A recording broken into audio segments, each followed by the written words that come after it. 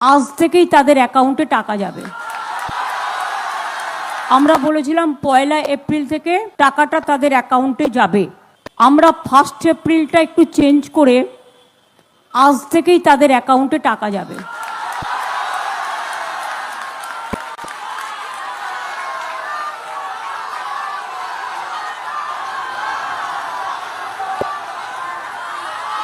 একুশ থেকে 40 বছর পর্যন্ত যারা আছেন তাদের প্রায় 90 লাখ থেকে 1 কোটি, 21 বছর থেকে 40 বছর পর্যন্ত প্রায় 90 লাখ থেকে 1 কোটি ছেলেমেয়েরা এই দরখাস্ত করেছেন, যারা অন্য কোনো স্কিমে নেই, শুধু স্কলারশিপ পায়।